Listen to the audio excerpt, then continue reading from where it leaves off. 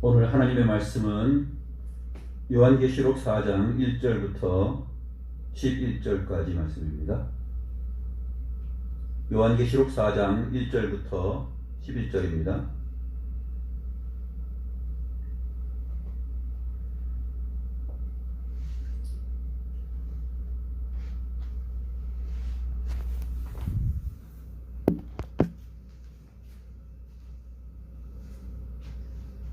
제가 하나님의 말씀을 받들어 읽겠습니다.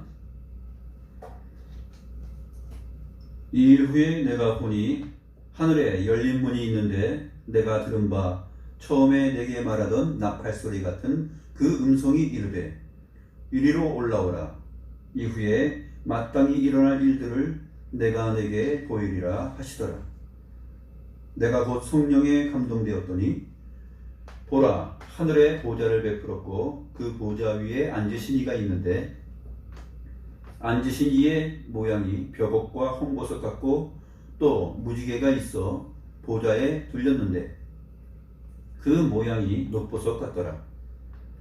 또 보좌에 둘려 24 보좌들이 있고 그 보좌들 위에 24 장로들이 흰옷을 입고 머리에 금관을 쓰고 앉았더라. 보좌로부터 번개와 음성과 우레소리가 나고 보좌 앞에 켠 등불 7이 있으니 이는 하나님의 7명이라. 보좌 앞에 수정과 같은 유리바다가 있고 보좌 가운데와 보좌 주위에 4 생물이 있는데 앞뒤에 눈들이 가득하더라. 그 첫째 생물은 사자 같고 그 둘째 생물은 송아지 같고 그 셋째 생물은 얼굴이 사람 같고 그 넷째 생물은 날아가는 독수리 같은데 4 생물은 각각 6 날개를 가졌고 그 안과 주위에는 눈들이 가득하더라. 그들이 밤낮 쉬지 않고 이르기를 거룩하다 거룩하다 거룩하다 주 하나님 곧 전능하신 이여 전에도 계셨고 이제도 계시고 장차 오실 이시라 하고 그 생물들이 보좌에 앉으사 세세토록 살아계시는 이에게 영광과 존귀와 감사를 돌릴 때에 24 장로들이 보좌에 앉으신 이 앞에 엎드려 세세토록 살아계시는 이에게 경배하고 자기의 관을 보좌 앞에 들이며 이르되 우리 주 하나님이여 영광과 존귀와 권능을 받으시는 것이 합당하오니 주께서 만물을 지으신지라. 만물이 주의 뜻대로 있었고 또 지으심을 받았나이다 하더라.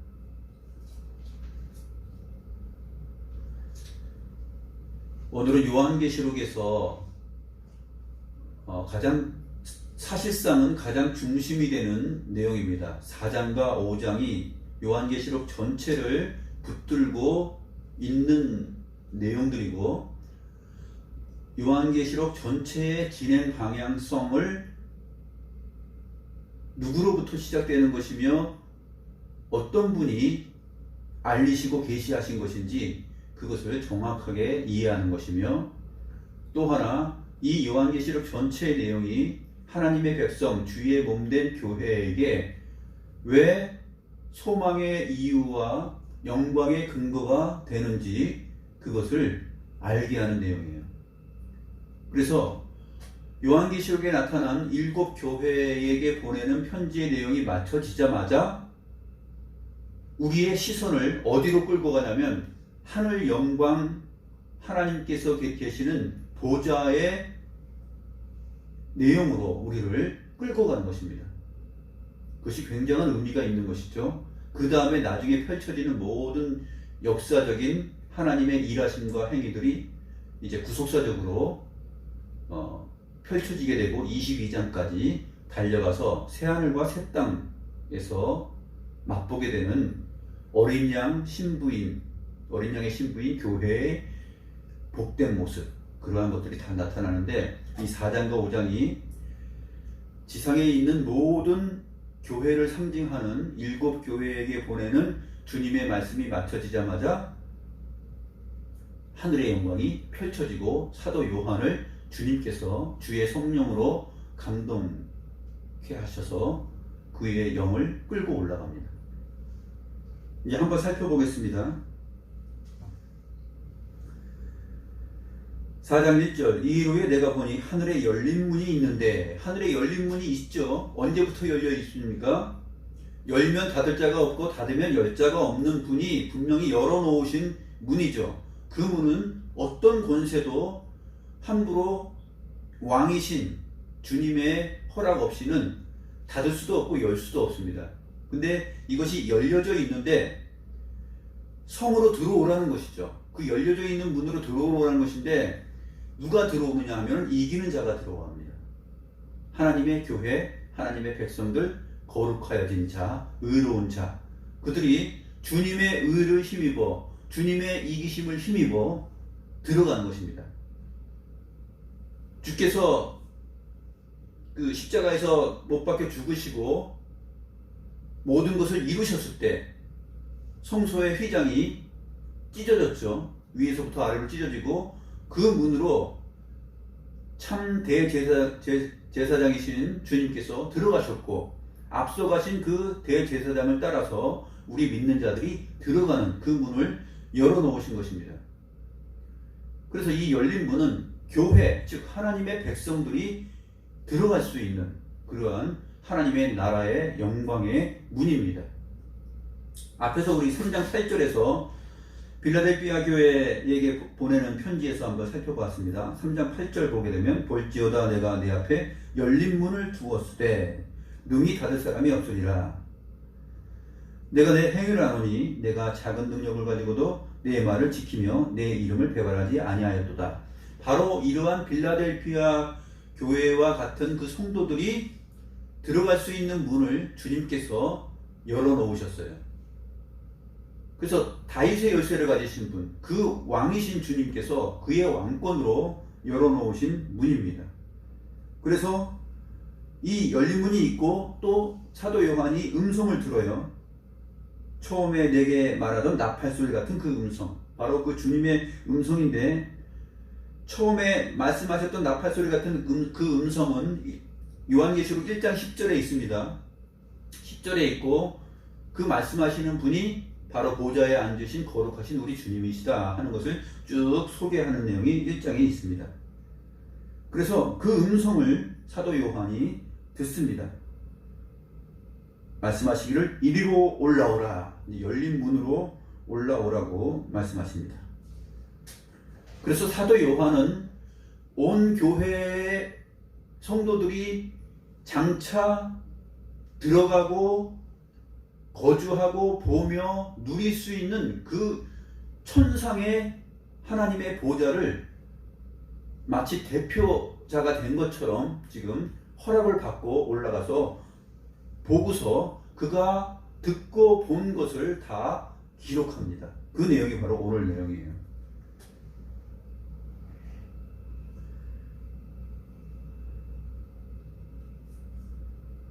사도 요한이 올라가 보니까 하늘에 뭐가 베풀어져 있습니까?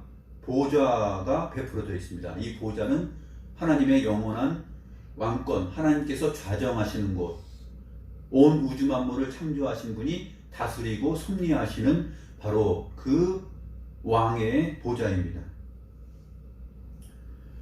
그 보좌 위에 앉으신 이가 있죠. 앉으신 이가 있는데, 이 요한계시록 4장에서는 성부 하나님이에요.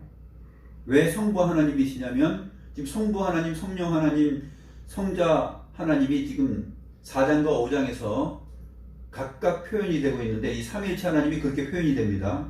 5장에 가서는 바로 그 보좌 위에 앉으신 이에게 두루마리가 있고, 그것을 임봉하였는데 뗄 자가 없는데, 죽임 당했던 어린 양, 즉 성자 하나님께서 그 보좌에 계신 이에게 나아가서 이를 뗍니다. 그래서 그 보좌 곁으로 나아가는 성자 하나님의 모습이 이제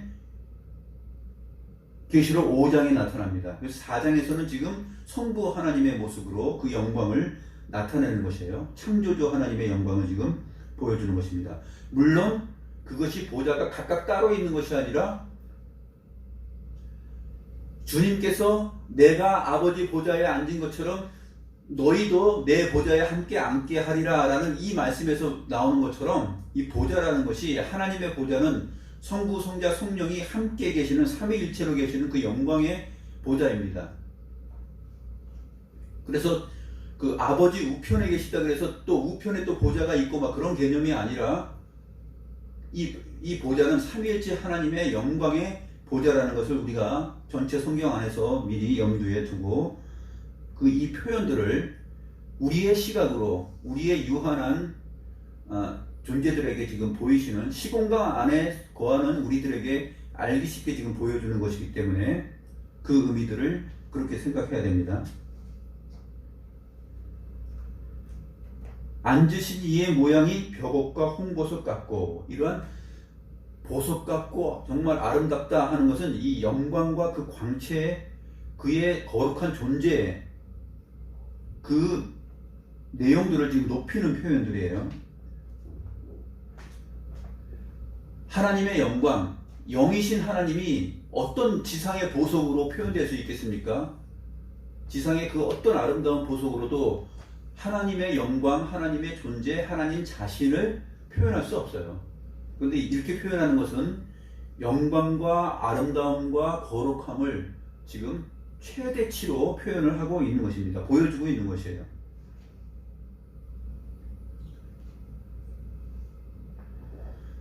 사실 사도 요한이 사람으로서, 인생으로서 하나님을 향하여 지금 나아가서 이 영광의 자리에 간 것은 하나님께서 허락하지 않으면 갈 수 없는 것입니다. 출애굽기 33장에서 모세가 하나님께 뭐라고 말했죠? 하나님의 영광을 보게 해달라 그러니까 나를 보고 살 자가 없다 그랬잖아요. 마찬가지입니다. 이사야 선지자도 마찬가지로 화로다, 내가 망하였도다. 하나님의 영광을 보면 내가 인생은 망하는 것이에요. 왜냐하면 그 거룩하신 분 앞에 설 수 없는 것이기 때문에 특별히 하나님께서 허락하시고 보호하시고 이끌어 올리신 자만이 그 자리에 갈 수 있는데, 그것이 바로 교회의 영광이고 교회의 복됨입니다. 그것을 오늘 사도 요한이 먼저 경험하는 것이고, 그 앞에 사실상 에스겔 선지자와 이사야 선지자가 또 다니엘 선지자, 이런 선지자들이 대표격으로 또 주님과 같이 그러한 하늘의 영광을 보는 경우들이 구약 성경에 나타납니다. 그런 의미에서 이 하늘에 있는 열려져 온 문이에요. 항상 백성들에게, 하나님의 백성들에게 오픈되어 있는 문입니다. 그러나 하나님의 백성이 아닌 자들에게는 절대 그것이 오픈되어 있지 않아요. 자, 또 보니까 보좌에 둘려서 24보좌들이 있고 그 보좌들 위에 24장로들이 흰옷을 입고 있어요. 흰옷을 입고 있다라는 이 표현을 통해서 우리가 24장로들이 누구인지 생각할 수 있죠? 흰옷을 입고 있어요. 어린 양의 피에 죄를 씻어서 빨아서 희게 된 자들이에요. 누구입니까? 성도들이죠. 장차 하나님의 나라가 온전히 임하고 그 영광이 보일 때 주의 백성 전체가 지금 이 보좌에 둘러서 함께 주님과 함께 그 영광을 누리며 주님께 예배하며 경배하며 살아가고 있는 것, 그 내용들을 지금 미리 사도 요한에게 보여주는 것입니다. 왜 그렇습니까? 앞에서 7교회를 쭉 언급하면서 책망도 하고 칭찬도 하고 결국은 성령께서 교회들에게 말씀하시는데 이기는 자가 들어온다. 책망받은 것은 고치고 해결하고 칭찬받는 것은 끝까지 유지하고, 그러한 신앙의 자태를 보이고 나아갈 때 그때 이 24장로들처럼 흰 옷을 입고 머리에 금관을 쓰고 있는 것입니다. 죄 씻음을 받고 정결하게 돼서 의롭게 되어서 흰 옷을 입은 것이요, 또 이기는 자이기 때문에 면류관을 다 쓰고 있죠. 그러나 그 이김은 스스로 이긴 것이 아니기 때문에 오늘 본문에서 말하는 것처럼 24장로들이 10절에서 어떻게 합니까? 보좌에 앉으신 이에게 엎드려서 경배하면서 자기의 관을 보좌 앞에 다 드립니다. 이 이김은, 우리의 이 영광과 우리의 의는 우리의 것이 아니라 하나님 우리 주 예수 그리스도의 은혜의 덕입니다라고 고백하는 것이죠. 그래서 우리 주 하나님이여 영광과 존귀와 권능을 받으시는 것이 합당하오니, 합당하신 분은 우리가 아니라 바로 주님이십니다 라고 고백하는 것이에요.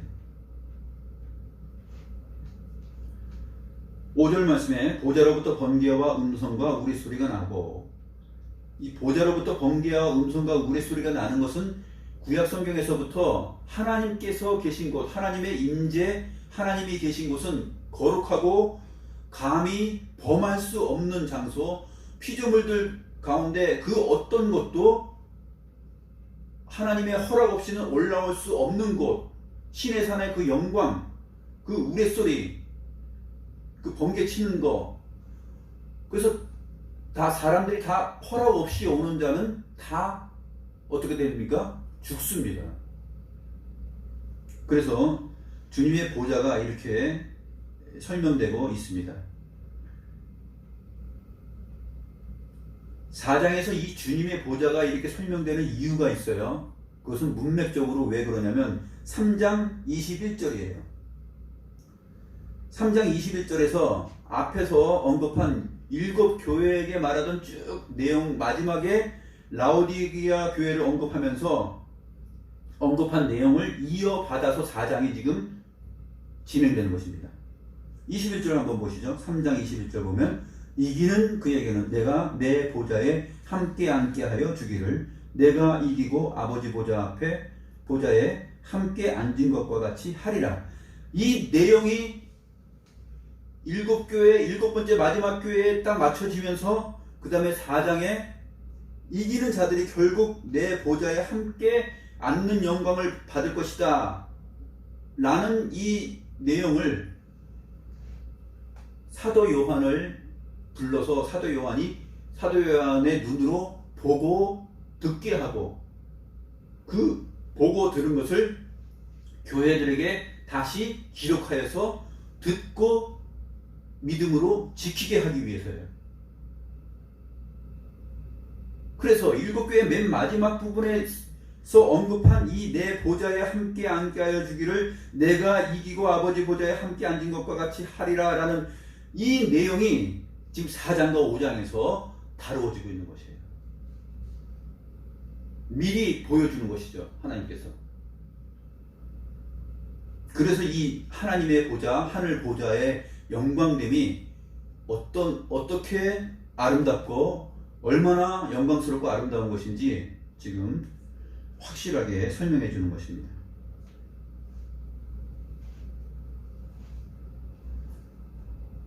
그러니까 4장과 5장은 3장 21절에 대한 해설이요, 설명이요, 주석이에요. 3장 21절을 풀어서 2장에 걸쳐서 쫙 보여주는 것이에요. 그 다음에 또 이것을 근거와 토대로 하여서 나머지 6, 7, 8장에서부터 22장까지 쭉 가는 겁니다. 그래서 요한계시록 전체는 이 나선형 구조로 되어 있어요. 계속 이렇게 반복적으로 이 사이클이 있어요. 사이클이 있어서 이렇게 돌아갑니다.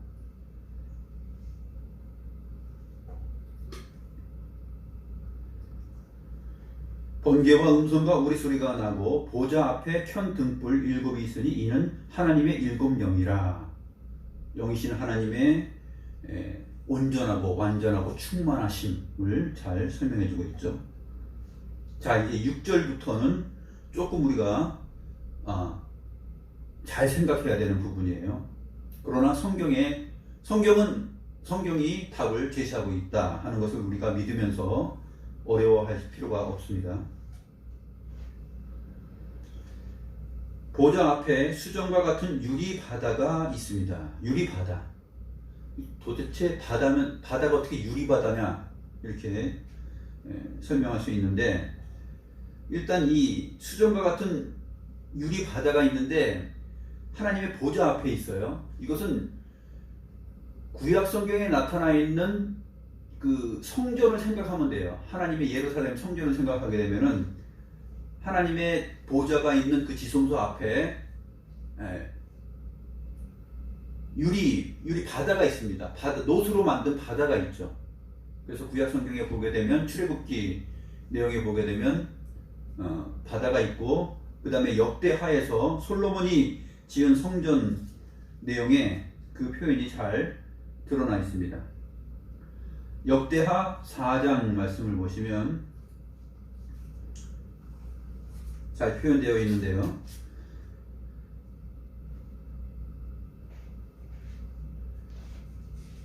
역대하 4장 1절부터 6절까지 말씀 보면은 주의 지성소 앞에 이제 노수로 만든 그 바다가 있습니다.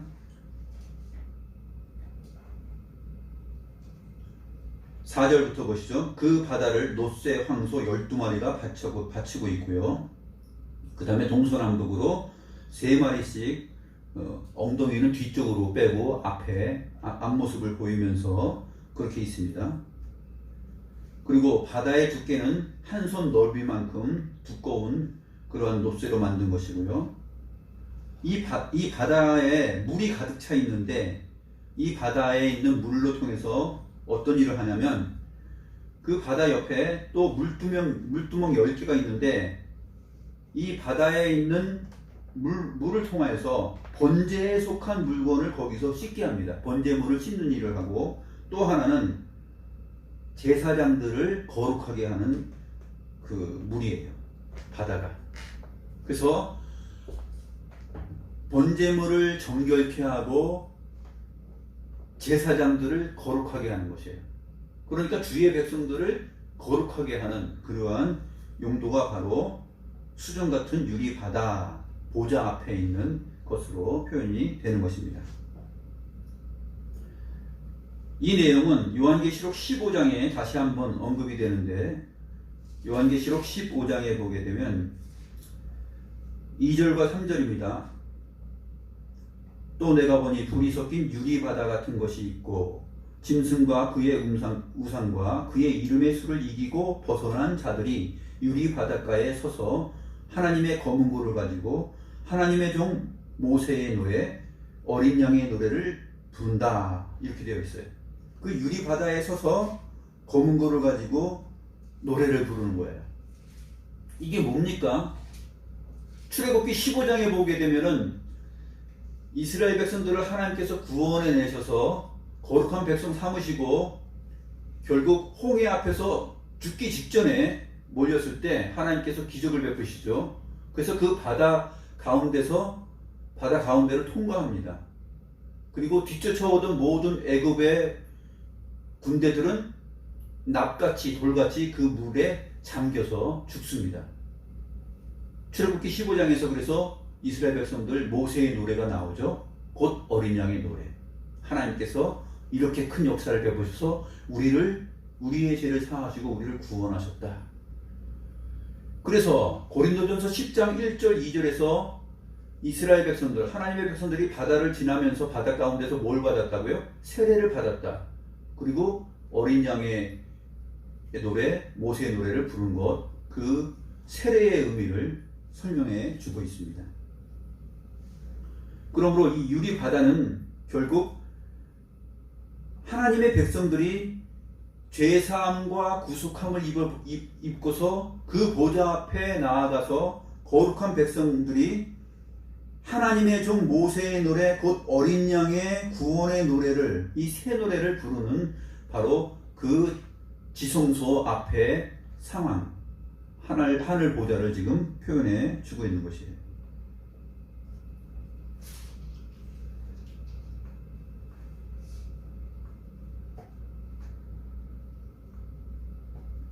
자, 수정 같은 유리 바다가 있고, 보좌 가운데에 또 보좌 주위에 네 생물이 있는데 앞뒤에 눈들이 가득하더라. 보좌 가운데, 보좌 주위에 네 생물이 있어요. 그럼 이 네 생물이 존재가 무엇인가 하는 것을 성경에서 찾아야 되겠죠. 어디에 나오냐면 에스겔서 1장, 에스겔서 10장, 그 다음에 이사야서 6장. 그래서 요한계시록 오늘 본문에 나타나 있는 것은 에스겔서 1장, 10장과 이사야서 6장을 같이 합하여서 지금 그 함께 표현하고 있는 것이에요.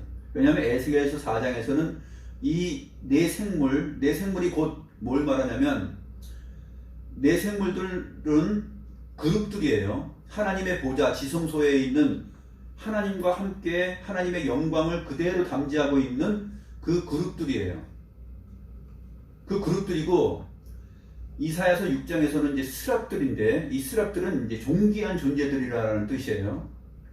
하나님의 뜻을 받들어서 하나님이 행하는 대로 하나님께서 뜻하신 대로 하나님의 일을 그대로 100% 진행시키는 그러한 존재들이에요.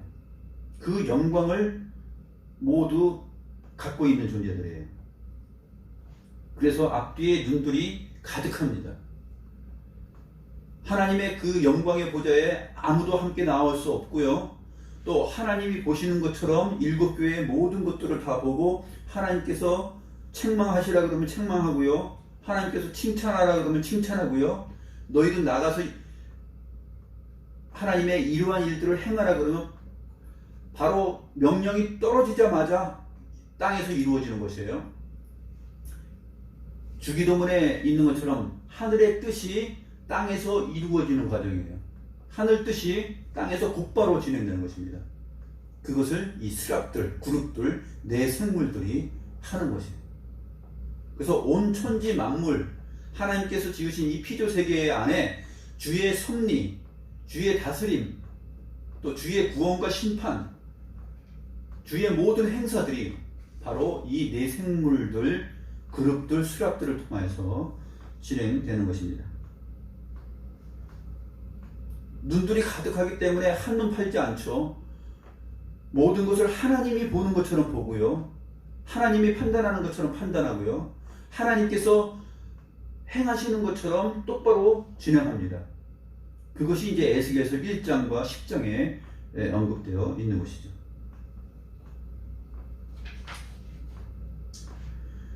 근데 이 네 생물들이 보좌 가운데 있고 보좌 주위에 있어요. 하나님의 보좌가 있으면 보좌 위에 하나님이 계시죠. 근데 그 보좌 안에 보좌 가운데 또 있다라는 얘기예요. 그러면 이 네 생물들이 하나님입니까? 하나님과 하나님의 일을 100% 그대로 하나님의 뜻하신 것, 마음먹으신 것, 계획하신 것, 진행하실 일, 이것을 하나님이 하시듯이 하기 때문에 이 보좌 가운데 있다라는 얘기예요. 보좌 또 주위에 있다라는 것은, 그것은 보좌 가운데 있을 뿐만 아니라 보좌 주위에 있다. 이것은 영원히 하나님과 함께하는 그 존재를 나타내는 그러한 의미입니다. 그래서 에스겔서 1장을 보게 되면 이 보좌 가운데 있다라는 의미가 나타나는데, 한번 보시죠. 에스겔서 1장 4절을 보게 되면은 이제 에스겔 선지자에게 하나님께서 그의 여호와의 권능을 특별히 보이십니다. 보이시는데 에스겔이 보니까 1장 4절에 내가 보니 북쪽에서부터 폭풍과 큰 구름이 오는데 그 속에서 불이 번쩍번쩍하여 빛이 그 사방에 비치며 그 불 가운데 단쇠 같은 것이 나타나 보이고, 여호와께서 오시는 모습이에요. 지금 여호와의 영광이 위험스럽게 오시는 모습인데 단쇠 같은 것이 나타나 보이고, 그 다음에 그 속에서 내 생물의 형상이 나타납니다. 단쇠가 뭘까요? 단쇠가 불로 확 달아올려서 그냥 아주 그 대장간에서 볼 수 있는 그러한 장면보다도 아마 더한 것일 거예요. 그 안에, 그 속에 뭐가 있다고요? 내 생물의 형상이 있어요. 근데 이 단쇠가 도대체 여호와의 영광을 말하는 것 같은데 단쇠 같다. 도대체 왜 그렇게 표현했을까? 해석이 바로 이어지는 내용이 나옵니다. 26절, 27절. 1장 26절, 27절을 보시면 주님께서 이제 전능하신 주 하나님을 보는데 그 머리 위에 있는 궁창 위에 보좌의 형상이 있는데 그 모양이 남보석 같고 그 보좌의 형상 위에 한 형상이 있어 사람의 모양 같더라. 보좌가 보이는데 그 보좌 위에 한 형상이 있는데 인자 같은 이예요. 사람의 모양 같으신 분. 누구입니까?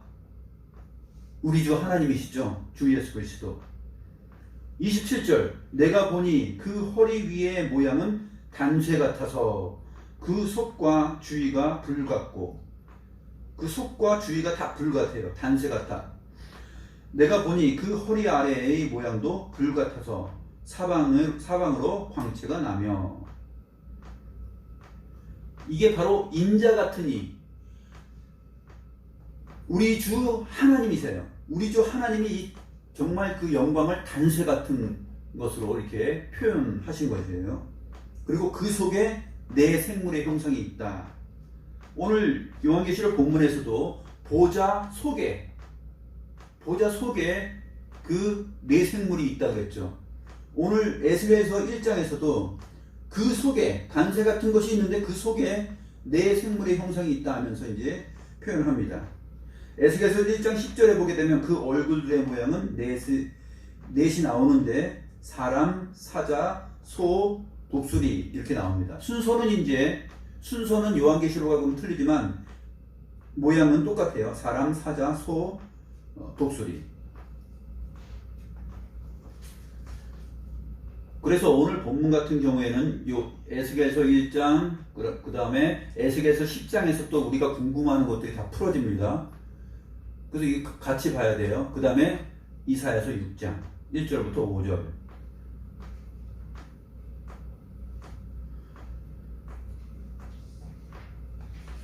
보좌 가운데와 보좌 주위에 네 생물이 있는데 앞뒤에 눈들이 가득하더라.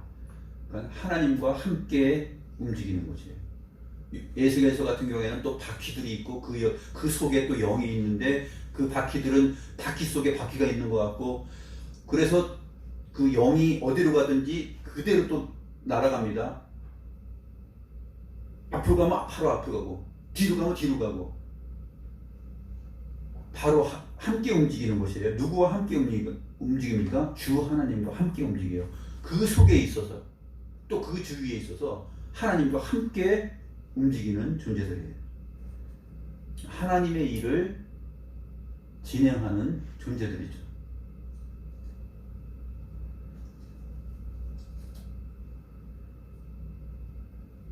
그런데 이제 에스겔서에서는 날개가 이제 4개인데 이사야서에서는 이 스랍들이 날개가 6입니다. 그렇죠? 날개 2개로는 얼굴을 가리고, 날개 또 2개로는 자기 발을 가리고, 날개 2개로는 하나님이 시키는 대로 모든 일을 진행하기 위해서 날아가요. 날아가면서 거룩하다 거룩하다 하면서 주 하나님을 찬송합니다. 그러니까 하나님은 아닌데 하나님과 언제나 시종일관 함께하는 존재, 하나님의 신부름꾼, 하나님 자신을 그대로 나타내시는 것, 하나님의 공의와 진노와 사랑과 긍휼, 이 모든 것을 언제나 나타내는 존재, 바로 이제 그 존재를 여기서 내 생물이라 이렇게 말하는 것입니다. 하나님의 일을 100% 오차 없이 시종일관 영원히 할 수 있으려면 눈이 얼마나 많아야 돼요? 눈이 사방으로 가득해야 돼요. 그렇죠? 그리고 항상 깨어있는 것이죠. 밤낮 쉬지 않고 이제 찬송을 부르고 깨어있는 존재들입니다.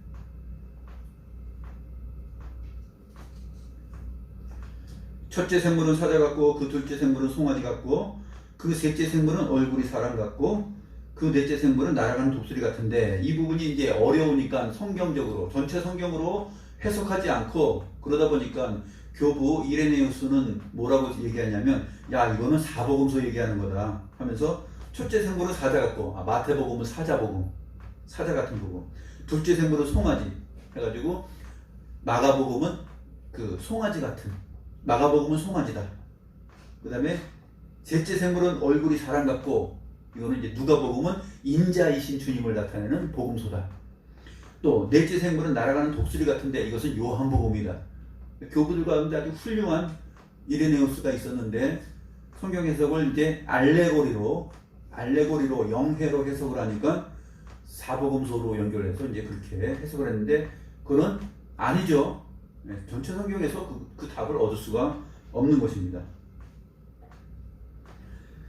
이러한 영해, 그 다음에 알레고리, 이러한 것들이 이 한국 교회 안에도, 세계 교회 안에도 이러한 해석이 많이 있었어요. 그래서 과거에 벌써 한 20, 30년 전에 한국 교회에도 영해 한다 그래서 그런 해석이 좀 유행했던 때가 있습니다. 그분들이 대개 다 성경 안에서 해석하지 않고 신비롭게 해석하고자 했던 그 오류를, 안타까운 오류를 범하였던 것이죠.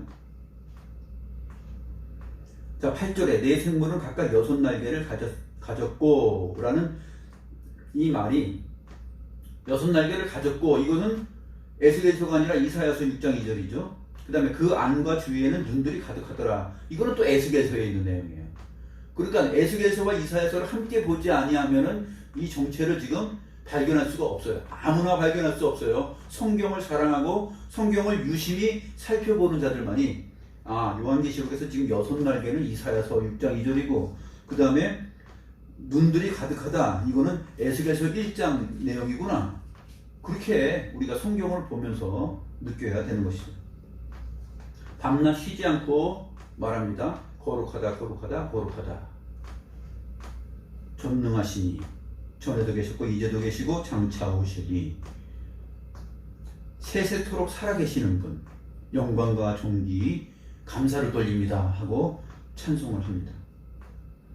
그 다음에 24 장로들도 보좌에 앉아서 세세토록 살아계시는 분께 영광과 찬송을 돌리죠.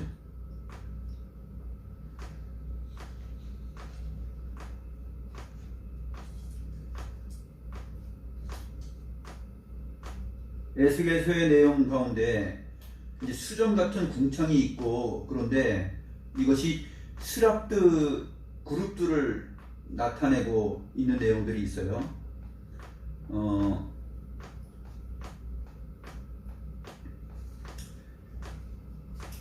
설명을 하면 좀 길어질 수도 있는데, 에스겔서 1장 22절 23절을 한번 보시죠.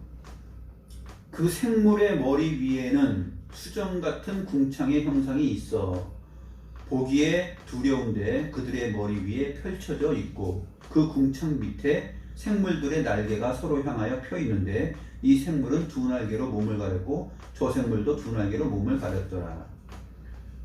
생물의 머리 위에 수정 같은 궁창의 형상이 있어요. 이 수정 같은 궁창의 형상, 이게 뭘까요? 이게 뭐냐면은 10장에 가서 밝혀집니다.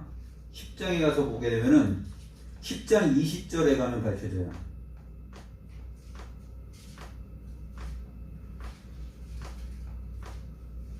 에스겔이 똑같이 이제 설명을 하는데 10장 20절을 보게 되면 그것은 내가 그발 강가에서 보던 이스라엘의 하나님 아래에 있던 생물이라 그들이 그룹인 줄을 내가 아나니. 그러니까 여기서 보는 1장에서 말했던 그 생물의 머리 위에 수정 같은 궁창이 있는데 그 궁창 밑에 생물들이 있어요.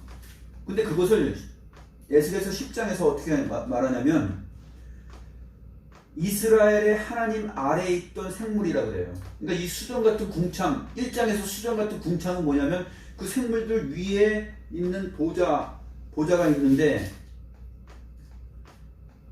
10장 1절에도 그렇게 되어 있죠. 10장 1절에, 에스겔서 10장 1절에 보게 되면 내가 보니 그룹들 머리 위에, 이 생물들은 곧 그룹들이에요. 그룹들 머리 위에 궁창의 남보석 같은 것이 나타나는데 그들 위에 보좌의 형상이 있어요. 수정 같은 궁창에 보좌의 형상이 있어요. 그런 다음에 10장 1절에서 그렇게 말한 다음에 설명을 딱 해줍니다. 10장 20절에 가서 그것은 그 궁창을 이스라엘 하나님 아래에 있던 생물이라고 해요. 이게 1장과 10장을 함께 보지 않으면은 1장 22절에서 말하는 생물의 머리 위에 있는 수정 같은 궁창의 형상이 뭔지 알지 못하고, 그 다음에 1장 23절에서 그 궁창 밑에 생물들이 있었다라는 말을 도대체 뭔지 몰라요. 이 궁창은 다시 풀어집니다. 이스라엘 하나님이에요. 이스라엘 하나님께서 그 보좌에 계신 거예요. 그 생물들 위에 계십니다.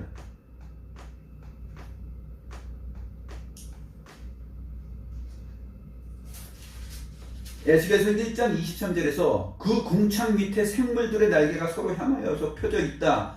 궁창 밑에 있다 그랬죠. 에스겔서 10장 20절에서 이스라엘 하나님 아래에 있던 생물이라, 이 표현을 딱 눈치를 채고 잡아야 돼요. 그런데 성경을 읽을 때 이러한 표현들, 왜 1장에 나타나 있는 내용과 조금 다르면서도 또 새로운 접근 방법처럼 10장이 왜 나왔을까? 에스겔서 1장에 있는 거를 그걸로 만족할 텐데 10장에서 또 왜 나왔을까? 함께 보라는 것이죠. 함께 보면 그 수정 같은 궁창, 그 그룹들, 생물들 위에 있는 그 표현이 무엇인지를 우리가 알 수 있는 것이에요. 궁창은 곧 하나님께서 계시는 지극히 높으신 하늘나라, 그 하늘을 상징하는데 바로 그렇게 표현이 되는 것입니다. 그래서 이 요한계시록 어려운데 하나님의 말씀을 가까이 하고 유심히 살피지 않고 그냥 자기 의지로, 자기 생각으로, 상상의 나래로 이것을 알려고 하면은 다칩니다. 성경은 성경으로 해석을 해야 되고, 또 요한계시록 문맥 안에서, 그 다음에 신구약 성경 안에서 그렇게 함께 보면서 이해를 해야 되겠죠.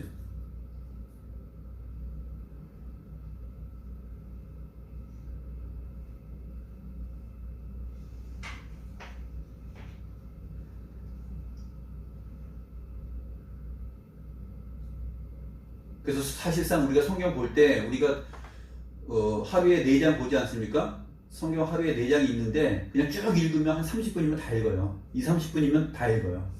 그런데 어떤 부분에 가서는 한 장을 정독하려면은 1시간, 2시간 갑니다. 왜? 궁금한 거 있잖아요. 도대체 이게 뭐야? 하고서 이리 찾고 저리 찾고, 이리 보고 저리 보고. 사실 감사하게도 이 한글 성경만 해도 표현이 그래도 번역이 잘 돼 있어서 그 뜻을 헤아리는데 큰 그 오해나 어려움이 없습니다. 좀 더 이제 헬라어 히브리어 원문을 보게 되면 더 반듯하게, 더 바르게 이해할 수 있죠.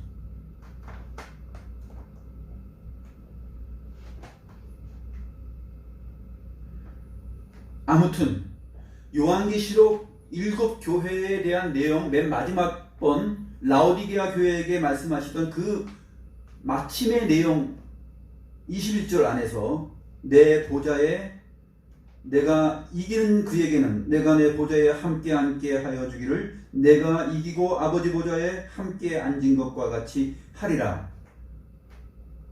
이것이 얼마나 복되고 얼마나 영광스럽고 아름다운 것인지를 사도 요한에게 먼저 경험하게 하고 그것을 교회에게 보내서 성령으로 지금 알게 하시는 작업을 요한계시록 4장 5장이 하는 거예요. 그래서 4장 5장에 주의 영광과 보좌와 그 보좌 주위에 있는 상황들, 내용들이 쫙 펼쳐지는 것이에요. 교회는 그러면 이 편지를 받아봤을 때 어떻습니까? 야, 주님의 교회, 주님의 백성, 주님의 자녀들에게는 이러한 영광스러운 하나님의 나라가 기다리고 있고, 우리가 이 하나님의 영광의 나라에 들어가게 되는구나. 이 열려져 있는 문, 주님께서 이기시고 그것을 활짝 열어져 계신 그 문, 그 문으로 우리가 주와 함께 들어가서 주와 함께 그 보좌에 앉아서 영광을 누리고 그 주님을 찬송하는구나. 그러니까 환난과 궁핍과 고통, 그것을 다 이 세상 속에서 참아낼 이유가 있다라는 것이에요.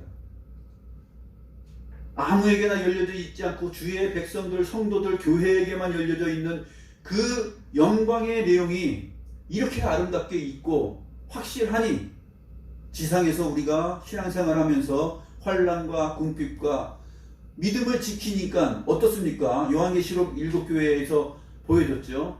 그 세상의 조합들 안에서 함께 하지 아니하면 가난하고, 함께 하지 아니하면 그들처럼 살지 아니하면 어렵고 외롭고 그렇습니다. 근데 그 작은 능력으로 살아가는 것이에요. 실상은 교회가 부자인 것이죠. 세상이 모든 것을 다 주도하고 가진 것처럼 보여지지만 사실상 하나님의 말씀을 지키고 믿음을 지키며 주의 말씀대로 사는 자들만이 실상이 부요한 자들입니다. 그 부요한 자들의 부요함이 바로 4장과 5장의 내용이에요.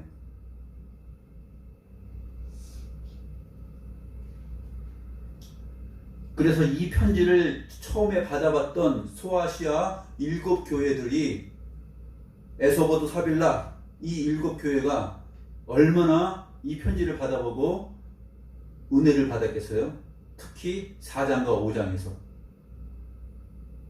그래, 우리 끝까지 믿음의 경주를 하자. 주와 함께 이기자. 환난과 궁핍과 외로움과 헐벗음, 이것이 우리의 겉모습이지만 실상은 우리가 부유한 자다. 얼마만큼 부유하나? 이렇게 부유하다. 4장과 5장처럼 그 하나님의 영광의 나라에 참여하는 자들이니 얼마나 복되고 부유한가. 하나님의 부유하심에 함께 참여하고 함께 누리고 영원토록 함께 주를 찬송할 수 있는 그 부유함이 우리에게 있구나 하면서 4장과 5장에서 할렐루야 감사합니다라고 고백하는 것이에요.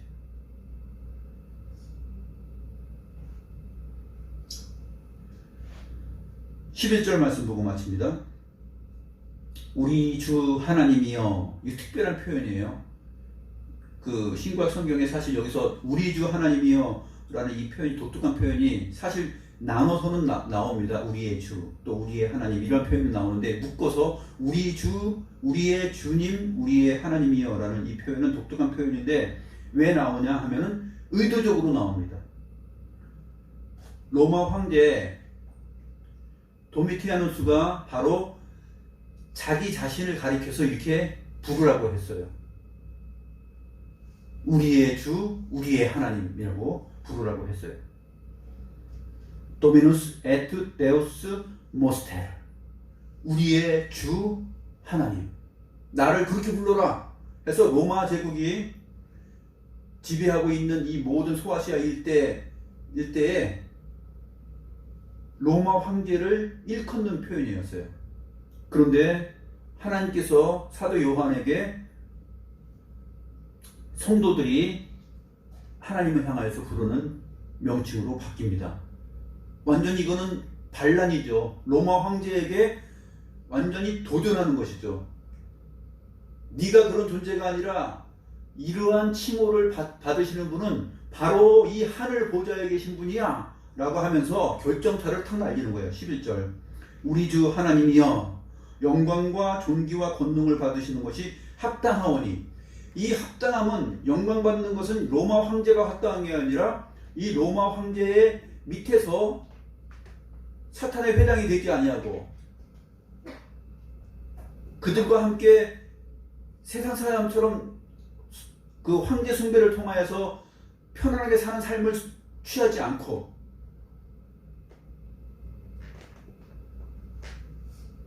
환난과 궁핍을 참으면서 작은 능력으로 큰 믿음을 발휘한 그 교회에게 주어지는 것입니다.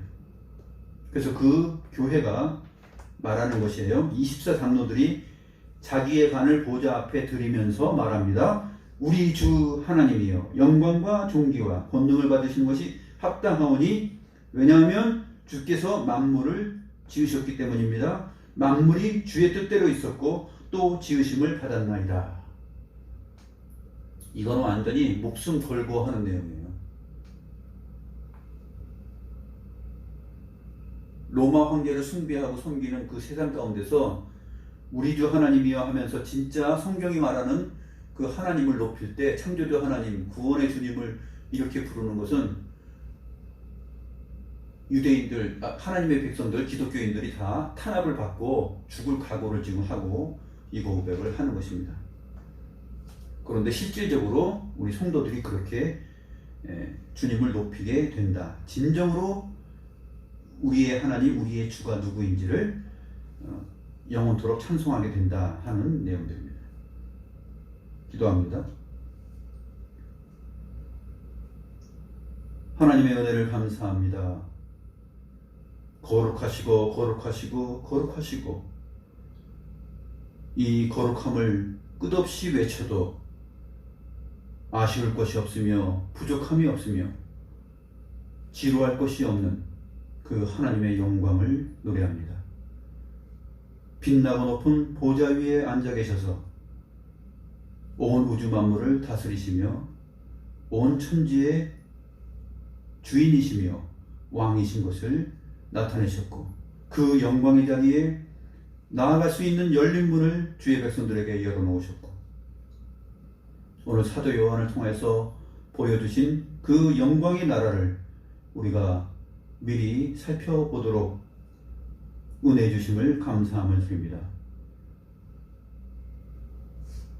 저희가 이 땅에 그리스도인으로 살아가면서 힘들고 외롭고 어려운 때가 많이 있사온데, 이 내용을 듣고서 주께서 아버지 보좌에 나아간 것처럼 우리를 주의 보좌에 나아가게 하서 영원토록 주를 찬송하며 노래할 수 있는 영광을 주신다는 이 부요함과 복됨을 저희들이 알았사오니, 힘을 내어서 믿음의 자리에서 떨어지지 않고 굳건한 믿음으로 늘 세상을 이기는 자로서 살아갈 수 있는 귀한 은혜를 허락하여 주옵소서. 하나님께 감사함을 돌렸고, 살아계시고 거룩하시고 온 우주 만물의 주인이시며 우리의 주여 하나님이신 주님의 이름으로 기도드리옵나이다. 아멘.